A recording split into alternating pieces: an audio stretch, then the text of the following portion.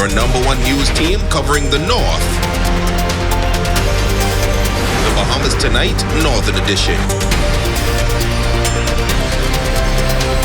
Welcome back. The 23rd annual SECME competition kicking off this morning at the Bishop Michael Eldon High School. For the next 2 days, both public and private schools will take part in a science war.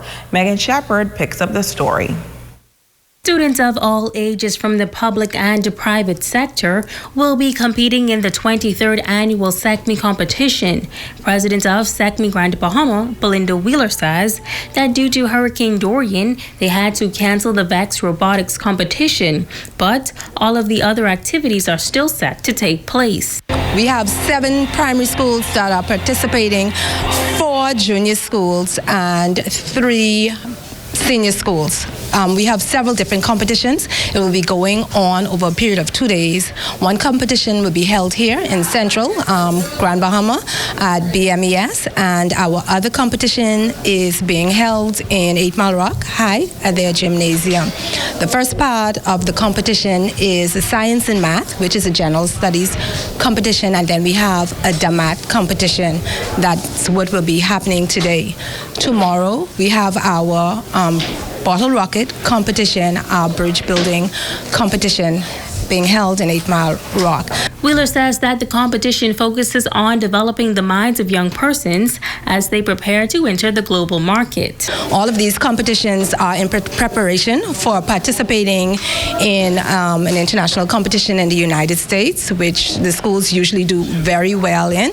And we're also preparing the students to be able to participate in the global society because, you know, science, we're not only doing science, but it's math, communication, all of these things are involved, and that's what we're catering to, ensuring that the students are able to participate worldwide. Now, Mr. Yeller Pergada has been a part of the SECME competition since its inception in 1997. He says he's definitely seen growth in the sector. Now, he also explains why this type of competition is so important to the development of students. The main problem here in our children, if you assign something to study, all the children can study well, and whatever the questions you will ask based on the content, they can answer. In that part, all the children are smart.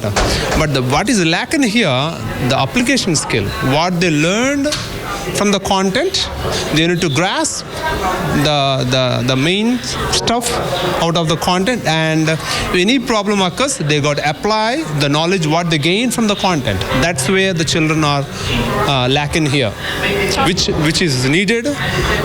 The children, especially in the areas of physics, mathematics, chemistry, etc. So most of our competitions are designed to develop the application skills in the children. Megan Shepard, ZNS Network News. In other news, crew members on board the U.S. Navy ship Bainbridge on a special mission in West Grand Bahama last Thursday. You can call it Operation Fresh Coat, as they volunteered to paint some of the classrooms at Holmes Rock Primary.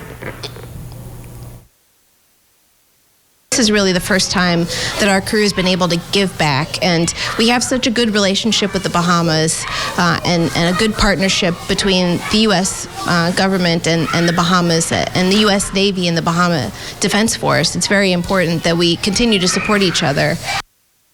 Superintendent of Education Ivan Butler says 3 additional schools from the Western District received a facelift as well. Among them, Bartlett Hill Primary, Martintown Primary, and West End Primary. Remediation work was also done at West End. We are very pleased with what is going on here at Holmes Rock Primary.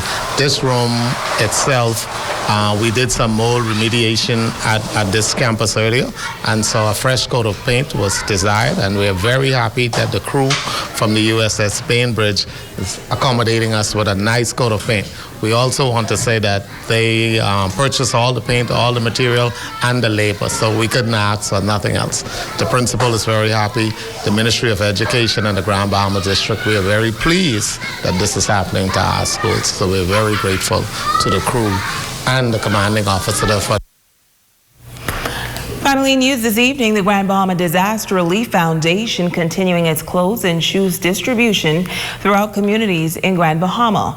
Local pastors have also partnered with the foundation to help meet the immediate needs of residents. However, Pastor Eddie Victor says residents are still in need of relief supplies.